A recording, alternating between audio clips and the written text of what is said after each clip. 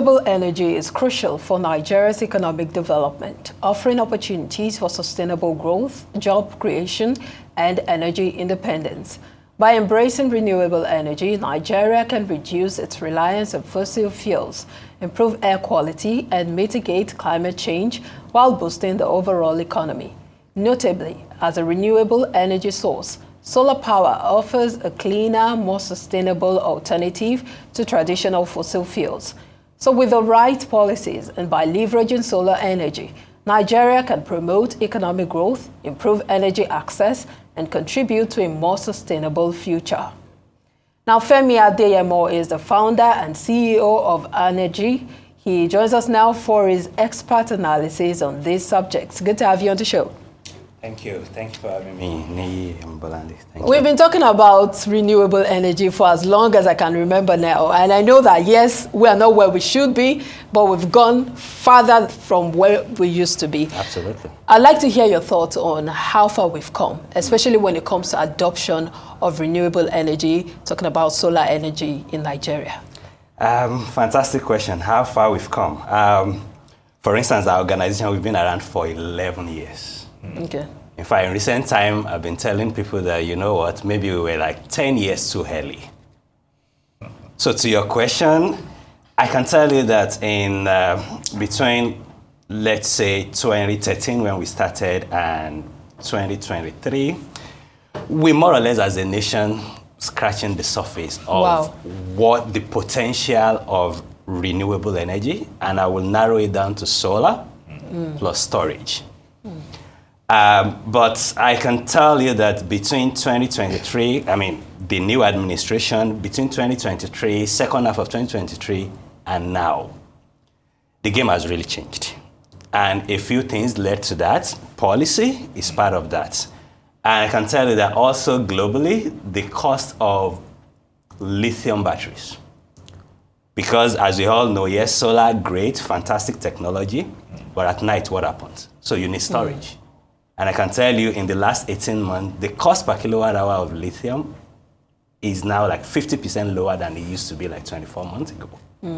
So we are at an inflection point in our nation now because almost all what we need has aligned for us to more or less take off. I mean, I'm a product of the telecom industry. I mean, when growing up, Nitel and all of what Nitel was, just about 400,000 lines. And by the dawn of the millennium, 2000, we know what happened where from 400,000 lines, we moved to not of 10 million within a few years. I think that that's the point where we are now as a nation in terms of adoption of solar. And I mean, I can't be more excited, not only for our company, but for the effect that that will have on businesses and even governments across the country. But of course, we need to do it the right way. And I'm looking forward to even having the deeper conversation today.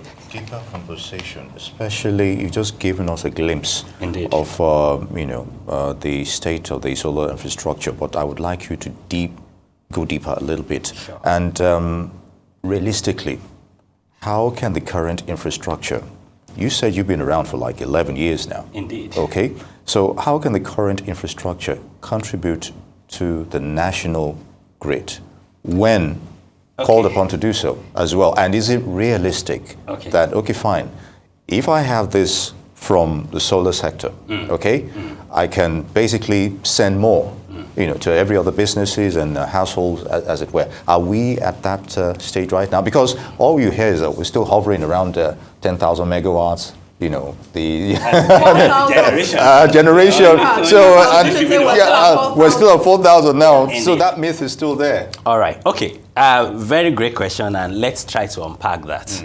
Okay, because like I said, we need to do it right, and we have to touch on across the value chain. So, and I will start by more or less answering your question, and the question focuses on what can we do on the grid. Yes. Right. So. 10,000 thereabouts. That's what we're generating, but maybe 5,000 on even the distribution side. So what I believe we need to do, and again, this is not rocket science. It's already happening in a lot of countries. We just need to bring the technology and apply local intelligence and local innovation and make it happen. We first of all need to ensure that our nation is not exposed, our people are not exposed to the grid shutting down again.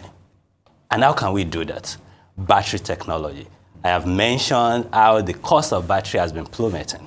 So what we need to begin to do on the grid, thankfully, we now have states are now able to regulate their own power. We need to begin to have grid scale storage on the feeder level, on the transmission level. So that when you have the 5,000, let's even say it's 5,000. If we have the 5,000 and we have it, that's not a bad place to start. So put several megawatt hour of storage on the feeder so that for every distribution franchise area, you know you have uninterrupted power. Good. You can then go a step further by adding distributed solar generation. You can have 50 megawatts here and there, across different states. And with that, we will gradually increase even the generation so that generation, when we say we have 10 gigawatt or 20 gigawatt, we can say indeed we have it. Not that today we're generating, but we're hardly able to maybe even distribute a quarter of that. But beyond that, that's on the grid. And for the grid, I will argue that we can let the grid power productive Nigeria. What do I mean by that? We have businesses shutting down, manufacturers shutting down. GlaxoSmithKline is my landlord. They're no more. We don't want that to continue to happen. Yeah. So I am an advocate of let's ensure that the manufacturers, we are able to ensure that the grid works for them, because a good number of them are on gas today, but gas prices are up and down, and they're not able to plan. So let's ensure that we, with grid scale storage, ensure that we use that, plus utility scale solar, we can use that to stabilize the grid and prioritize the manufacturers. If we need to subsidize. Because a lot of the countries that we talk about, they subsidize the manufacturers to ensure that the economy is productive.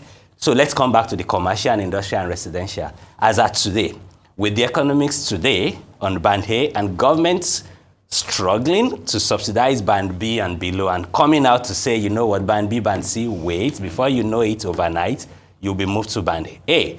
For residential and small businesses, we have no business being on the grid again.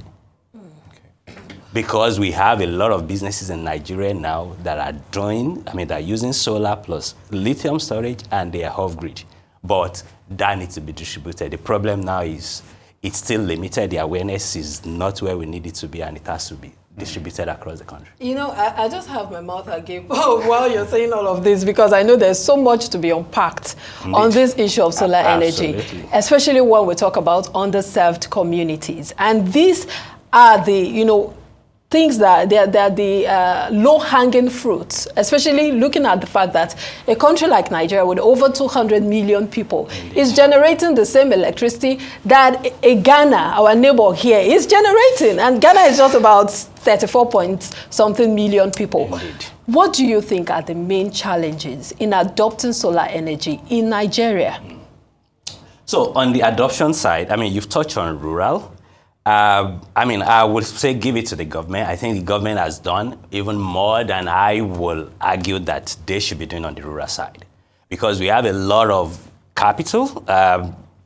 We had a program called NEP, which is, I believe, maybe close to $300 million over the last, maybe 3-4 years. And that more or less focused on the rural. Now we have another program called DS, which is $750 million, and again, it's also heavy on the rural. And my point is, we want our rural communities to develop.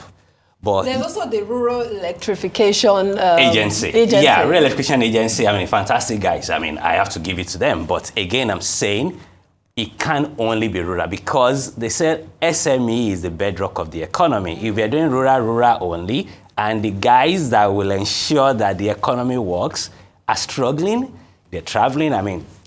I mean, thankfully, maybe Japa has reduced a bit now, but it was a problem across the country because all of the private sector, even the banks, the telecom, everyone was struggling because the center, the SMEs, the teeming youth that we're supposed to empower to stay here and build their living.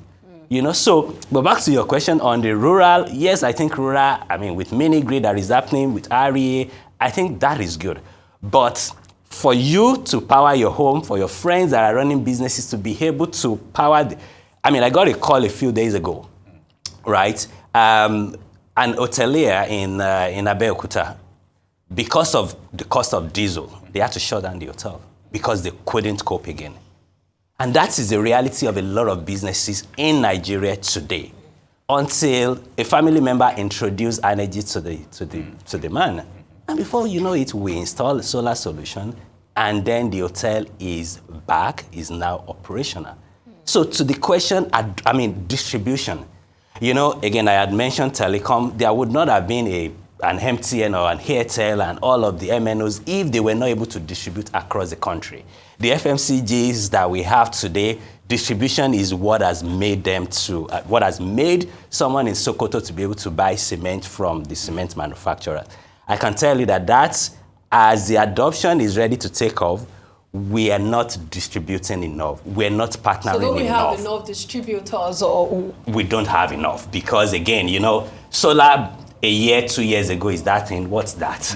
But now it's at a point where people are paying attention, and I can tell you that I'm spending a lot of my time now to forge collaboration and partnership to have distributors that can take solar to Sokoto, some places in Bayelsa, so that we can have it distributed, good quality, by the way.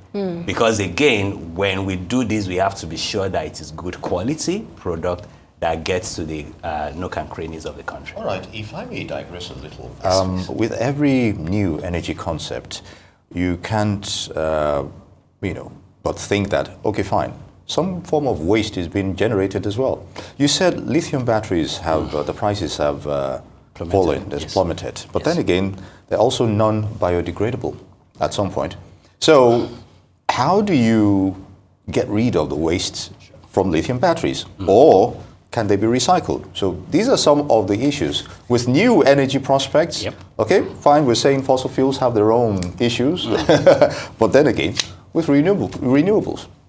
Fantastic question. So, and I've gotten this question from some of our investors, again, because we have investors, they are ESG heavy and all of that. So what we have in the pipeline is when the batteries, so the cells in each of the batteries that we supply to the market, they come with, most of them come with 10 years warranty. Okay. Those cells are going to last 15 years. There are already plans, not only to recycle, but with all of what I'm saying, if the industry really take off, we'll manufacture battery in Nigeria. If, so there's a caveat. I mean, yeah, I mean, again, there is a caveat, but I can tell you that with what I am saying, the chances, I would say, not of 80% that it will take off, and that we will not only recycle those cells or those batteries in Nigeria, but we will make new ones that will even export outside of the country. All right, that's very important, because we're talking about a world where we want to reduce wastage and also, greenhouse gas. Thank you so much for your time on the show, Femi Adeyemo, founder, CEO, and we wish you all the best in your future aspirations.